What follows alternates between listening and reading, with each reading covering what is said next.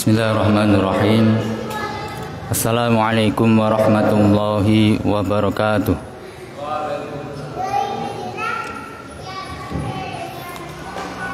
Innal hamdalillah nahmaduhu wa nasta'inuhu wa nastaghfiruh wa na'udzu billahi min shururi anfusina wa min sayyiati a'malina.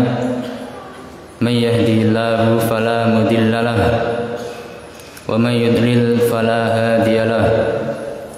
Asyhadu an la ilaha illallah wahdahu la syarika lah wa asyhadu anna Muhammadan 'abduhu wa rasuluh. Wa sallallahu ala nabiyyina Muhammad wa ala alihi wa ashabihi wa man tabi'ahum bi ihsanin ila yaumiddin, amma ba'd.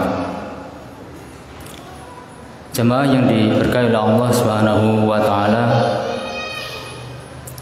kita ucapkan alhamdulillah, segala puji, pengagungan serta kecintaan untuk Allah Subhanahu wa taala,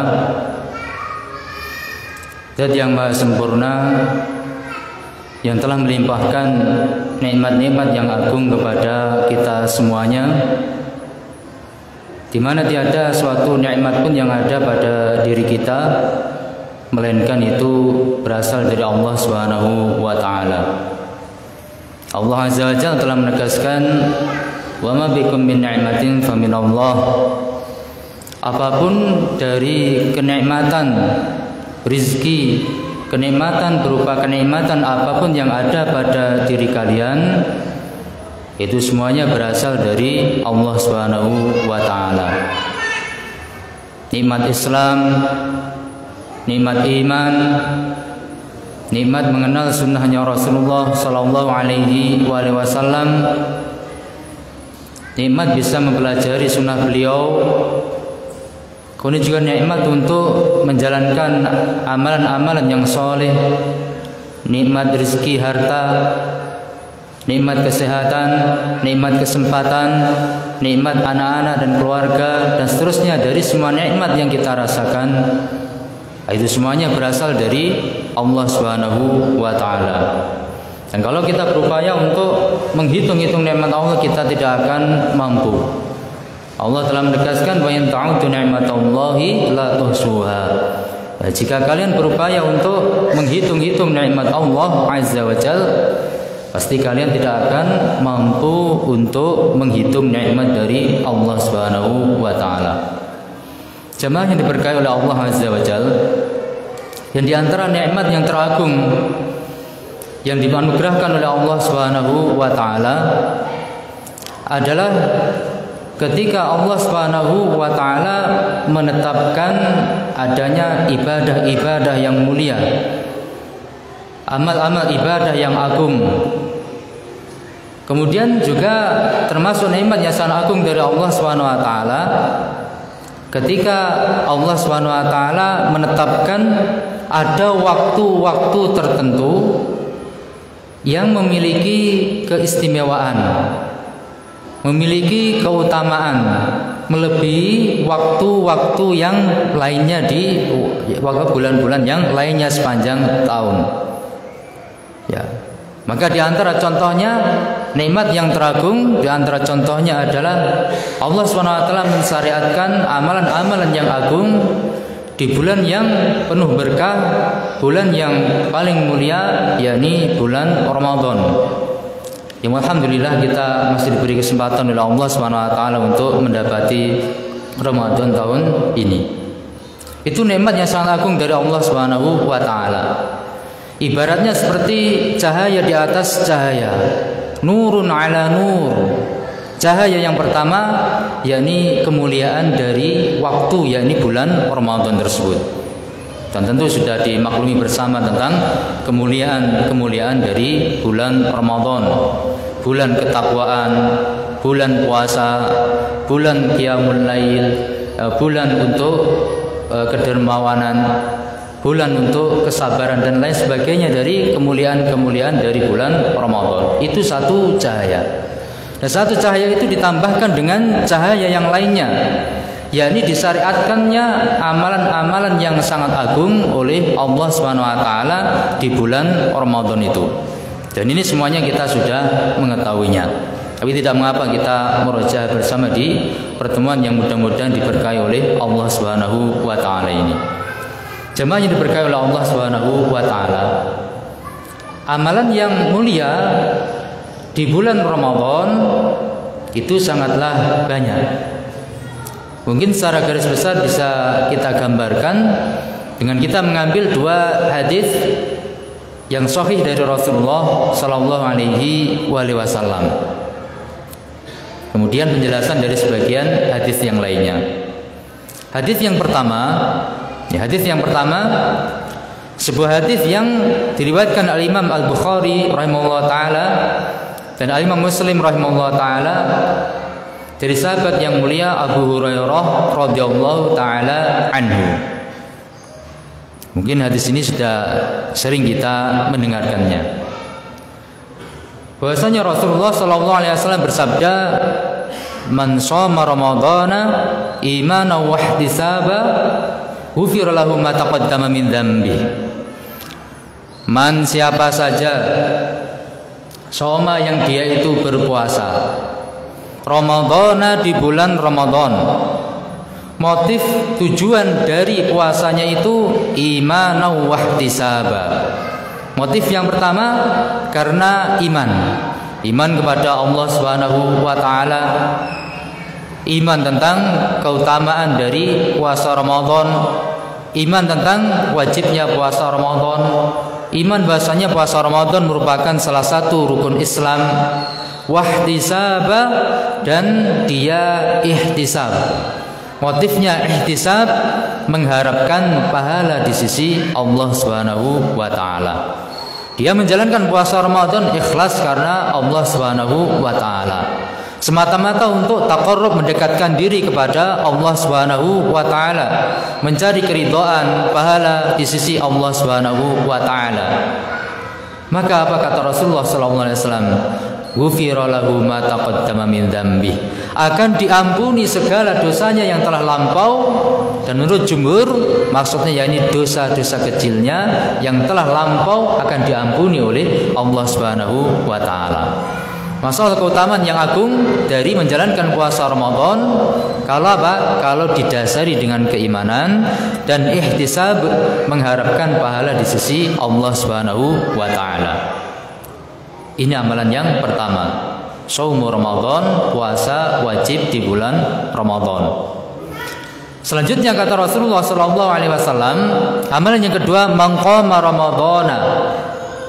Man, siapa saja qama yang dia itu berdiri. Makna berdiri yakni tegak menjalankan qiyamul lail Ramadhana di bulan Ramadan. Menjalankan qiyamul lail, salat malam yang kita kenal dengan salatut tarawih dan witir. Motifnya sama, iman wa ihtisaba, karena keimanan kepada Allah Subhanahu wa taala, karena keimanan tentang disyariatkannya hal tersebut, iman tentang kemuliaan dan pahala-pahalanya, wa ihtisaba, dan mengharapkan pahala di sisi Allah Subhanahu wa taala, maka ghufir lahu ma taqaddama min dzambi. Akan diampuni dosa-dosa kecilnya yang telah lampau. Semua dosa-dosa kecilnya diampuni oleh Allah Subhanahu wa taala. Itu amalan yang kedua, qiyamul lail, menegakkan salat malam di bulan Ramadan. Kemudian yang ketiga kata Rasulullah sallallahu alaihi wasallam, man qama lailatal qadri, barang siapa yang menegakkan. Nama menegakkan, istilah menegakkan maksudnya bersungguh-sungguh untuk beribadah kepada Allah SWT, dan itu bertepatan dengan Lailatul Qadri, bertepatan dengan malam Lailatul Qadr. Motifnya sama, iman wa ihtisaba, karena iman kepada Allah Subhanahu wa taala, iman tentang keutamaan malam Lailatul Qadar yang mana Allah telah menegaskan Lailatul Qadri khairum min alfi syahr. Malam Lailatul Qadar itu lebih baik, lebih mulia dibandingkan 1000 bulan. 1000 bulan ya 83 tahun sekian bulan. Ini masih lebih baik satu malam, yaitu malam Lailatul Qadar itu lebih baik dibandingkan 1000 bulan yang tidak ada malam Lailatul Qadarnya. Barang siapa yang sungguh-sungguh ibadah karena iman wahtisaba dan mengharap pahala di sisi Allah Subhanahu wa taala di malam Lailatul Qadar atau bertepatan dengan malam Lailatul Qadar, ghufira lahu ma taqaddama min dzambi, akan diampuni dosa-dosanya yang telah lampau, yakni dosa-dosa kecilnya. Itu menurut pendapatnya jumhur para ulama rahmatullahi alaihim ajmain. Jamaah yang diberkahi oleh Allah Subhanahu wa taala. Maka itu tadi 3 amalan disebutkan oleh Rasulullah sallallahu alaihi wasallam, junjungan kita, kekasih kita, suri tauladan kita, Nabiyuna wa Habibuna Muhammad sallallahu alaihi wasallam telah menjelaskan tentang keutamaan 3 amalan tersebut. Amalan yang pertama shaum Ramadan, puasa di siang hari bulan Ramadan. Dan kita tidak akan membahas tentang hukum-hukum puasa Ramadan. Kita tidak akan membahas tentang definisinya, tentang disyariatkannya, tentang hukumnya, tentang syarat-syarat wajibnya, syarat-syarat sahnya, rukunnya, kemudian pembatal-pembatalnya, adab-adabnya. Bukan itu yang akan kita bahas secara khusus, karena itu babnya di fikih siam. Tapi yang kita bahas di sini adalah suatu perkara yang sangat agung, rahasia yang terbesar dari puasa Ramadan. Maksud yang teragung kenapa Allah SWT mensyariatkan puasa Ramadan. Dan perkara ini harus mendapatkan porsi perhatian yang lebih dari kita semuanya, supaya kita mendapatkan apa yang diinginkan atau dimaksudkan oleh Allah SWT dari disyariatkannya puasa Ramadan. Hal itu nampak dari firman Allah SWT, ya ayyuhalladzina amanu, wahai orang-orang yang beriman, kutiba alaikumusyamu, sungguh telah diwajibkan bagi kalian untuk puasa, kama kutiba alal ladzina min qablikum, sebagaimana telah diwajibkan puasa itu bagi umat-umat sebelum kalian. Jadi kewajiban puasa ini ya secara umum bukan hanya berlaku untuk umatnya Nabiuna Muhammad sallallahu alaihi wasallam. Umat-umat yang terdahulu juga sudah ada kewajiban puasa. Akan tetapi syariat puasanya yang berbeda-beda, tata caranya yang berbeda dengan syariat kita. Tapi secara umum ada kewajiban puasa di umat-umat yang terdahulu. Di akhir ayat Allah SWT menegaskan la'allakum tattaqun, semoga kalian menjadi orang-orang yang bertakwa kepada Allah Subhanahu wa taala. Itu hikmah, tujuan yang teragung, rahasia terbesar kenapa Allah SWT mensyariatkan atau mewajibkan kita untuk menjalankan puasa Ramadan.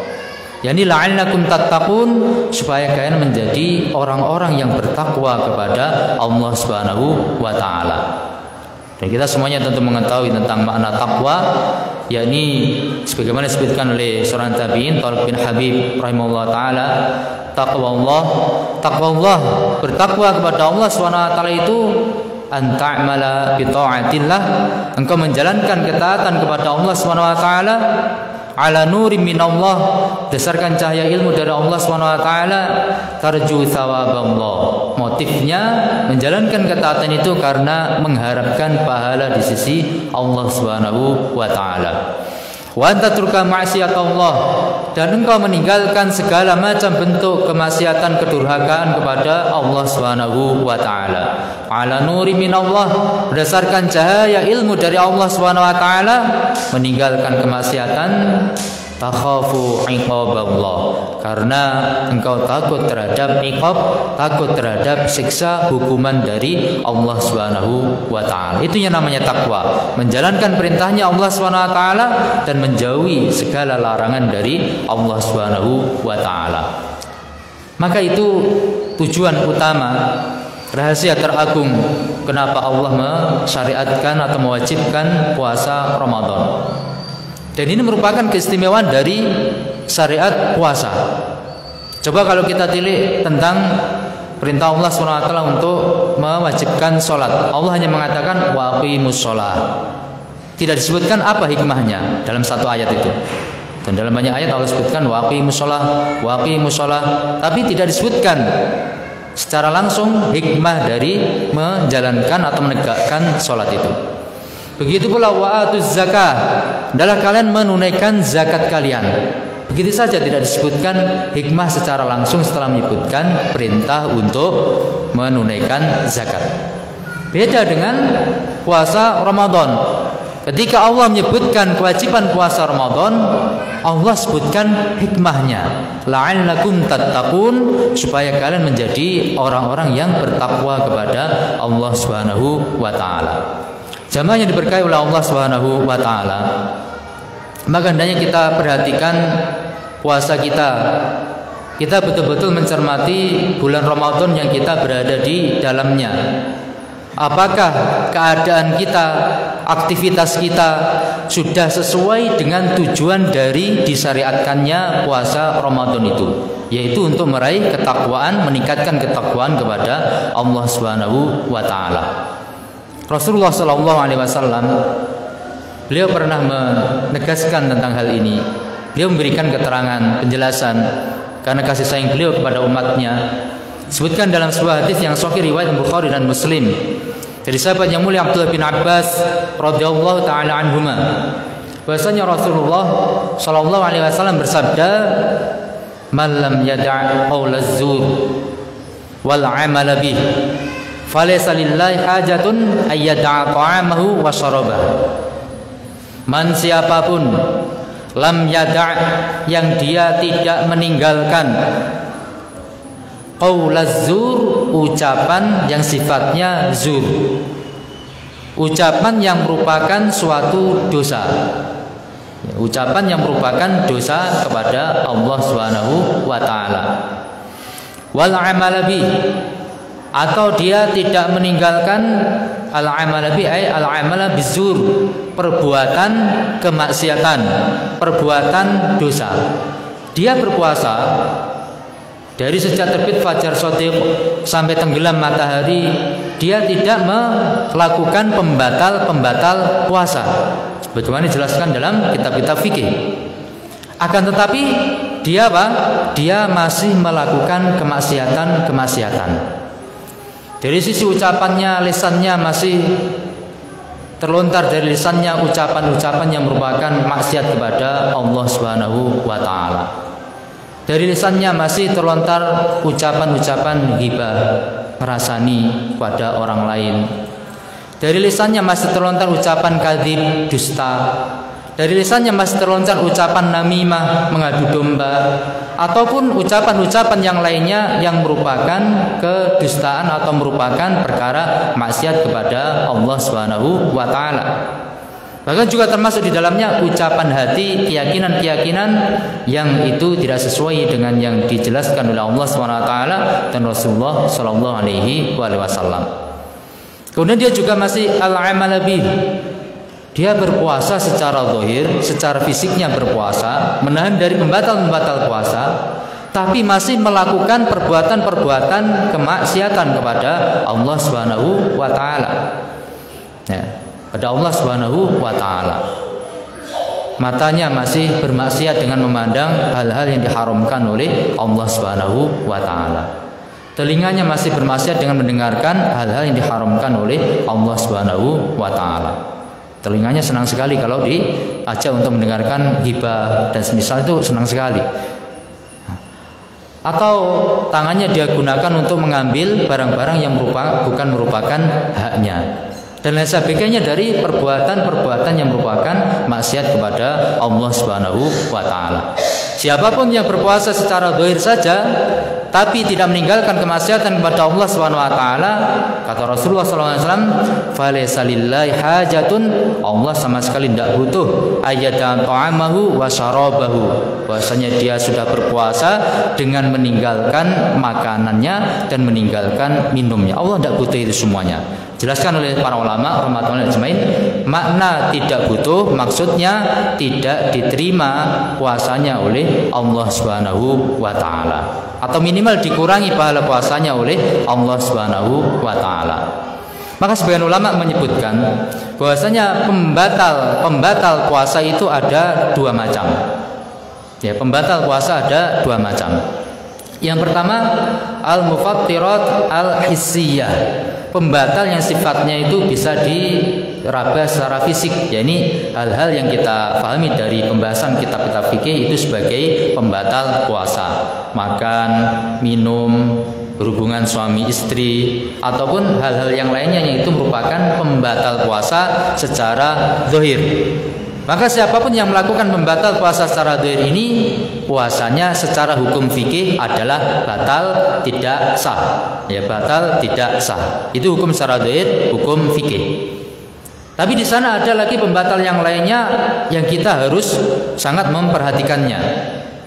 yakni al-mufattirat al-ma'nawiyah, pembatal-pembatal yang sifatnya maknawi. Yakni tadi apa? Melakukan hal-hal yang bisa mengurangi pahala puasanya atau bisa membatalkan pahala puasanya, yakni kemaksiatan-kemaksiatan kepada Allah Subhanahu wa taala. Dan ini bukan perkara yang ringan, bukan perkara yang remeh. Karena hal ini justru merupakan inti tujuan teragung, rahasia terbesar kenapa Allah SWT mensyariatkan atau mewajibkan puasa Ramadan. La'allakum tattaqun, supaya kalian menjadi orang yang bertakwa kepada Allah SWT. Bukan hanya tidak makan, tidak minum, tidak berhubungan suami istri ketika waktunya puasa, tapi juga menahan diri dari segala macam bentuk kemaksiatan, kedurhakaan kepada Allah SWT, supaya benar-benar terwujud tujuan kita meningkatkan ketakwaan kita kepada Allah Subhanahu wa taala. Jamaah semoga diberkahi oleh Allah Subhanahu wa taala. Maka itu tadi tujuan utama dari diwajibkannya puasa Ramadan, supaya kita meningkatkan ketakwaan kita kepada Allah Subhanahu wa taala. Kemudian amaliyah yang kedua, yakni qiyamul lail di bulan Ramadan. Menegakkan salat malam di bulan Ramadan, yang kita kenal dengan salat tarawih diakhiri dengan witir. Jadi kita semuanya sudah mengenal tentang syariat yang hukumnya sunnah muakkadah ini, sunnah yang ditekankan bagi kita untuk menjalankannya. Disebutkan dalam hadis yang sahih riwayat Imam Bukhari dan Muslim dari Bunda Aisyah radhiyallahu taala anha, menceritakan awal mula disyariatkannya yakni salat tarawih. Pernah di suatu bulan Ramadan, Rasulullah SAW ketika sudah di akhir-akhir bulan Ramadan, ya, di akhir-akhir bulan Ramadan, beliau kemudian keluar di waktu malam bulan Ramadan itu dan melaksanakan qiyamul lail. Bahasa kita salat tarawih, ya, salat tarawih. Diikuti oleh sebagian sahabat ridwanul alaihim ajmain. Dan kesempatan yang pertama ini beliau salat tarawihnya ya sekitar yakni sepertiga malam. Ya, sepertiga malam. Itu kesempatan yang pertama. Kemudian di malam yang berikutnya Rasulullah tidak keluar. Beliau tidak keluar di malam berikutnya. Baru di malam yang berikutnya lagi beliau keluar dan melaksanakan salat tarawih. Sahabat yang mengikutinya lebih banyak lagi. Yang mengikuti lebih banyak lagi. Nah, ketika itu di kesempatan yang kedua ini beliau salat tarawihnya itu sampai setengah malam. Ya, sampai setengah malam. Itu tarawihnya Rasulullah sallallahu alaihi wasallam. Malam berikutnya Rasulullah tidak keluar. Baru di malam yang berikutnya lagi Rasulullah sallallahu alaihi wasallam kemudian keluar melaksanakan salat tarawih. Dan itu sampai apa? Sampai sahabat itu khawatir tidak mendapati sahur. hampir semalam suntuk sampai khawatir tidak mendapatkan waktu untuk sahur. Jadi sampai waktu sahur itu tarawih yang ketiga kali dilakukan oleh Rasulullah Sallallahu Alaihi Wasallam. Tapi setelah itu ditinggalkan oleh Rasulullah Sallallahu Alaihi Wasallam. Kenapa? Beliau jelaskan karena khawatir qiyamul lail atau salat tarawih itu akan diwajibkan oleh Allah Subhanahu wa taala bagi kalian dan itu akan memberatkan. Itu motif kenapa Rasulullah Sallallahu Alaihi Wasallam meninggalkannya. Ya, bukan berarti tidak disyariatkan tapi hukumnya sunnah. Maka beliau meninggalkannya khawatir kalau dikontinyukan, dilakukan terus-menerus, khawatir akan diwajibkan oleh Allah Subhanahu wa taala. Maka salat tarawih ataupun qiyamul lail yang dilakukan oleh Rasulullah SAW dijelaskan dalam riwayat Bukhari Muslim dari Bunda Aisyah radhiyallahu taala anha, yakni beliau tidak pernah melebihi ketika sholat malam di bulan Ramadan ataupun di luar bulan Ramadan tidak pernah melebihi dari 11 rakaat. Itu kesaksian dari Bunda Aisyah radhiyallahu taala anha, prakteknya Rasulullah sallallahu alaihi wasallam. Kemudian sepeninggal Rasulullah SAW, para sahabat melaksanakan sholat tarawih, tapi terpencar-pencar. Jadi di Masjid Nabawi itu ada beberapa jamaah. Di pojok sana ada sekelompok sahabat dengan satu imam. Di sebelah tempat yang lain ada jamaah yang lainnya lagi. Ada beberapa jamaah di satu masjid. Bahkan ada juga yang sholat tarawih sendirian gitu. Dan itu terjadi sampai di awal-awal masa Khalifah Umar radhiyallahu taala anhu. Akhirnya Umar bin Khattab radhiyallahu ta'ala anhu punya inisiatif untuk mempersatukan jamaah kaum muslimin. Akhirnya beliau memerintahkan kepada sahabat yang mulia Ubay bin Ka'ab dan Tamim Ad-Dari radhiyallahu ta'ala anhuma untuk sebagai imam salat tarawih, mengimami seluruh kaum muslimin, dijadikan satu jamaah saja. Supaya bersatu seluruh kaum muslimin, satu imam, satu jamaah. Itu inisiatif dari sahabat yang mulia Khalifah Umar bin Khattab radhiyallahu taala anhu. Di dalam kitab Muwatta'nya Imam Malik rahimahullah taala dengan sanad yang sahih disebutkan bahwasanya ketika inisiatifnya Umar radhiyallahu taala anhu memerintahkan dikumpulkan dalam satu jamaah, ini jumlah rakaatnya dalam riwayat Muwatta dengan sanad yang sahih itu adalah 11 rakaat. Dalam riwayat yang lainnya yang zahirnya juga sahih 20 rakaat. Ini kemudian yang menjadi perselisihan, sumber perbedaan pendapat di antara para ulama rahmatullahi alaihim ajmain. Ya, kita perlu mengetahui bahasanya para ulama itu memiliki pendapat yang berbeda-beda. Para ulama Ahlussunnah wal Jamaah dari mazhab yang 4 dan yang lainnya, mereka memiliki pendapat yang berbeda-beda tentang berapa jumlah rakaat untuk sholat tarawih. Sebagian ulama berpendapat tetap 11 rakaat sebagaimana yang dilakukan oleh Rasulullah Shallallahu Alaihi Wasallam. Sebagian ulama yang lainnya seperti Al-Imam Asy-Syafi'i rahimahullah taala dan yang lainnya, dan ini pendapatnya jumhur, pendapatnya mayoritas para ulama rahmatullahi ajmain berpendapat 20 rakaat. Berpendapat 20 rakaat. Kalau Imam Malik rahimahullah taala pendapatnya 39 rakaat. Imam Malik rahimahullah taala di Masjid Nabawi di kota Madinah dengan dihadiri oleh sekian banyak para ulama di masa itu, sholat tarawihnya pendapatnya Imam Malik rahimahullah taala 39 rakaat. Sebagian tabi'in muridnya sahabat ada yang berpendapat 47 rakaat. Ya 47 rakaat. Imam Ahmad bin Hanbal rahimahullah taala menegaskan la tuhsa, tidak ada batasannya. Tidak ada batasannya. Ini anak sampaikan ya, supaya kita mengetahui ada perbedaan-perbedaan pendapat di antara para ulama rahmatullahi alaihim ajmain. Ada yang berpendapat tetap 11 bagaimana dilakukan oleh Rasulullah SAW, tapi ada pula yang berpendapat yakni ditambah tapi durasinya yang dikurangi. Jadi waktunya, durasinya diperpendek tapi jumlahnya diperbanyak. Nah, karena kalau sholat seperti sholatnya Rasulullah SAW 11 rakaat tapi sepertiga malam, apalagi setengah malam, apalagi semalam suntuk, tentu sangat berat. Nah, maka kemudian untuk memperingan, para ulama ini ada yang punya pendapat, yakni berijtihad, dikurangi durasi waktunya untuk setiap 2 rakaatnya, tapi jumlah rakaatnya yang ditambah. Ya, jumlah rakaat yang ditambah. Itu intinya perbedaan pandangan di antara para ulama rahmatullahi alaihim ajmain. Satunya inginnya apa? Tetap lama dengan jumlah 11. Satunya untuk mempermudah, memperingan, maka jumlahnya ditambah tapi waktunya yang dikurangi.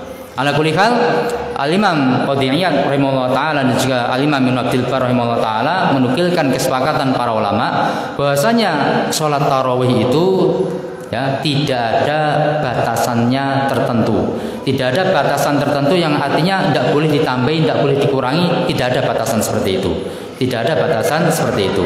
Maka yang paling utama bagi masing-masing orang atau masing-masing jamaah itu bisa jadi berbeda antara satu jamaah dengan jamaah yang lainnya. Bisa jadi untuk jamaah yang A lebih utama tetap 11 rakaat karena mampu untuk menjalankannya dengan waktu yang lama, dengan tumaninah waktu yang lama, bacaannya panjang. Tapi mungkin bagi jamaah yang lain yang mungkin ada sudah kurang kekuatannya, maka untuk memperingan bisa jadi yang lebih utama supaya lebih semangat. Ya ini tetap jumlah rakaatnya ditambahi tapi waktunya yang diperpendek. Itu ijtihad di antara para ulama rahmatullahi ajmain. Ala kulli hal, itu dinukilkan kesepakatan para ulama, ijma' para ulama, tidak ada batasan. Yang batasan itu tidak boleh dilampaui, tidak boleh dikurangi, tidak boleh ditambah, itu tidak ada batasan yang seperti itu. Dan ini dengan kesepakatan para ulama rahmatullahi ajmain, ulama yang terdahulu sepakat tentang hal tersebut. Dan yang penting adalah kita maqama ramadhana imana wa ihtisaba. Karena siapa yang menegakkan qiyamul lail, ya, salat malam di bulan Ramadan, motifnya iman dan ihtisab, mengharapkan pahala di sisi Allah Subhanahu wa taala, ghufira lahu ma taqaddama min dzambi, akan diampuni dosanya yang telah lampau oleh Allah Subhanahu wa taala. Baik. Jamaah yang diberkahi oleh Allah Subhanahu wa taala.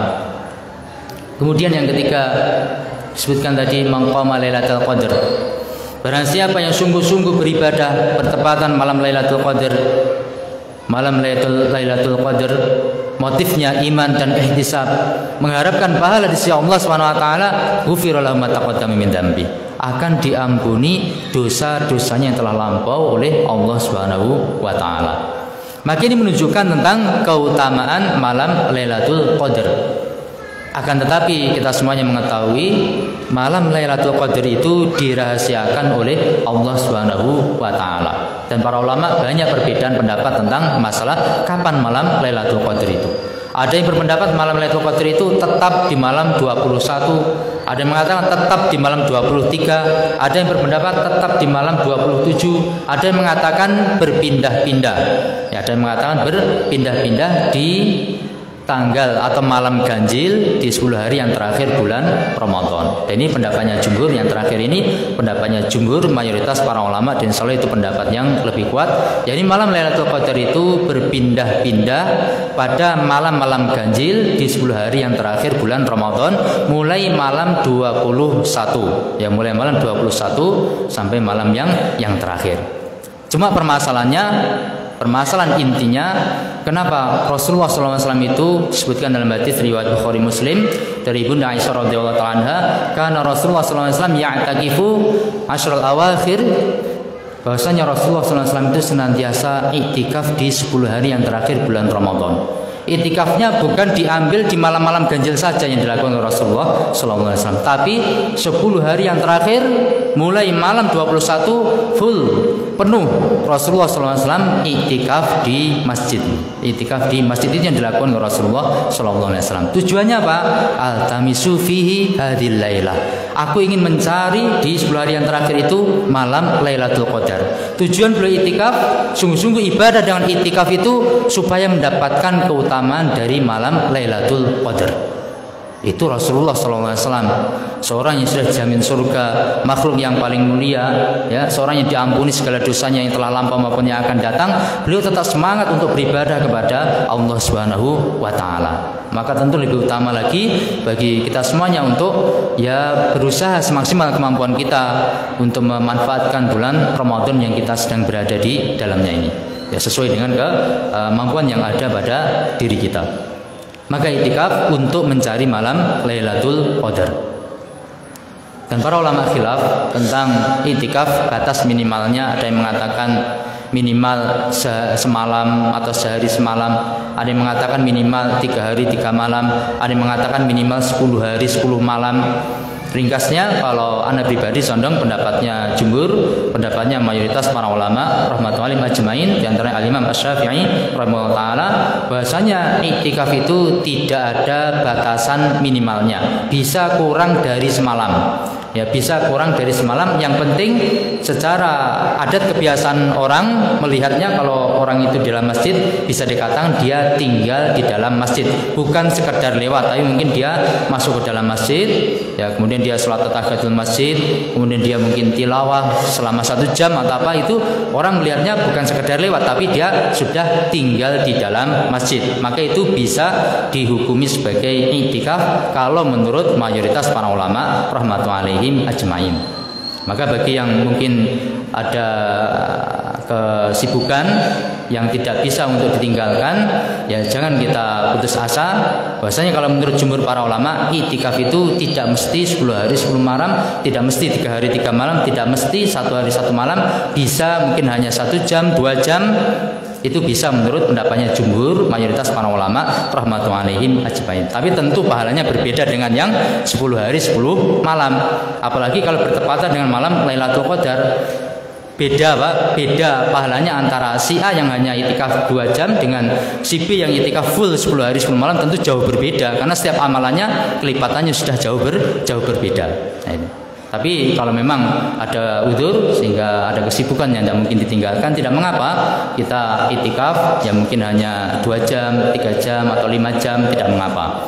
Ya, kalau memang keadaan tidak memungkinkan. Tapi lebih utama lagi kalau bisa 10 hari 10 malam full, itu tentu lebih utama selama ikhlas karena Allah Subhanahu wa taala. Jamaah yang semoga diberkahi oleh Allah Subhanahu wa taala. Kemudian di hadis yang lain, harus sebutkan secara ringkas saja karena waktu sudah terbatas. Disebutkan dalam riwayat Bukhari dari sahabat yang mulia Ibnu Abbas radhiyallahu taala anhuma, bahwasanya Rasulullah SAW itu manusia yang sangat dermawan di luar Ramadan.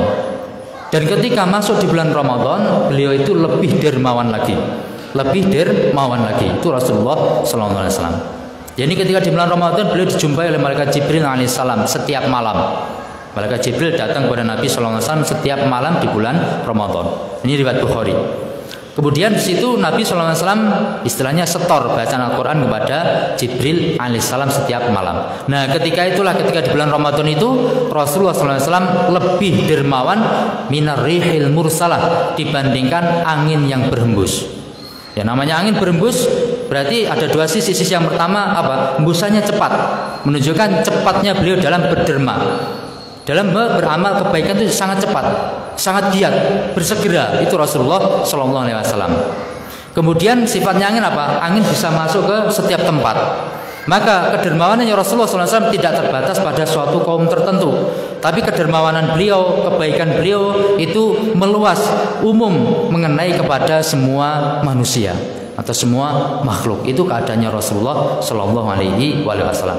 Beliau sangat baik di luar bulan Ramadan dan lebih baik lagi ketika di dalam bulan Ramadan. Baik di sini bukan hanya melakukan kebaikan dengan artian hal yang sifatnya itu harta benda, memberikan sedekah, berinfak di jalan Allah, memberikan buka, itu perkara yang baik, tapi tidak terbatas pada itu yang dimaksudkan dengan kebaikan.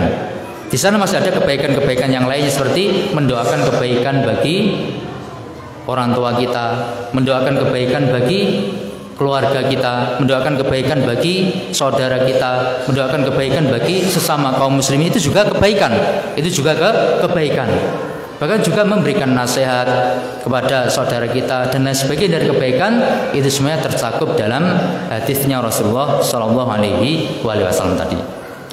Baik, itu diantara amalan-amalan yang dianjurkan di dalam bulan Ramadan. Dan terakhir, jangan melupakan memperbanyak berdoa. Memperbanyak berdoa lebih khusus ketika sedang puasa. Dalam hadis yang sahih, Rasulullah SAW bersabda, "Salatu da'awatin mustajabah." Ada 3 doa yang mustajab, yang diijabahi oleh Allah SWT. Yang pertama, da'watus shaim, doanya orang yang sedang puasa. doanya orang yang sedang puasa diijabahi oleh Allah Subhanahu wa taala. Yang kedua da'watu al-musafir, doanya orang yang sedang safar, sedang bepergian. Yang ketiga da'watul mazlum, doanya orang yang dizalimi juga diijabahi oleh Allah Subhanahu wa taala. Mungkin sampai di sini. Dan ini sekedar sebagai murojaah, ya, mengulang-ulang pembahasan yang mungkin sudah sering kita dengar. Mungkin setiap Ramadan ya kita mendengarkan kajian-kajian semisal ini. Tapi mudah-mudahan ini sebagai hal yang bisa menyegarkan ingatan kita dan semakin menguatkan semangat kita untuk maksimal memanfaatkan waktu kita di bulan Ramadan ini untuk meraih pahala di sisi Allah Subhanahu wa taala, untuk mendekatkan diri kepada Allah Subhanahu wa taala. Karena kita pun tidak mengetahui apakah Ramadan ini adalah Ramadan terakhir kita atau kita masih mendapati Ramadan yang berikutnya. Kita tidak mengetahui atas usia kita masing-masing. Usia itu tidak pandang bulu. Ada yang sudah sepuh tapi juga masih diberi kesehatan oleh Allah Subhanahu wa taala. Ada pula yang masih bayi sudah dipanggil oleh Allah Subhanahu wa taala. Ada yang masih sehat tiba-tiba kemudian meninggal. Ada yang sudah sakit bertahun-tahun tidak meninggal. Begitu rahasianya Allah Subhanahu wa taala. Maka kita manfaatkan sebaik-baiknya waktu kita di bulan Ramadan ini untuk taqarrub, mendekatkan diri kepada Allah Subhanahu wa taala, dan kita upayakan semaksimal kemampuan kita untuk menghindari segala macam bentuk kemaksiatan kepada Allah Subhanahu wa taala. Semoga Allah Subhanahu wa taala memberikan hidayah, taufik dan pertolongannya supaya kita bisa meraih keridhaan dari Allah Subhanahu wa taala. Demikian apa yang bisa Anda sampaikan. Kalau ada benarnya dari Allah Subhanahu wa taala, kalau ada kelirunya karena keterbatasan ilmu Anda, semoga diampuni oleh Allah Subhanahu wa taala. Kurang lebihnya mohon maaf. Akhiri subhanakallahumma wa hamdika asyhadu an la ilaha illa anta astaghfiruka wa atubu ilaik. Wa akhiru da'wana alhamdulillahi rabbil alamin. Wassalamu alaikum warahmatullahi wabarakatuh.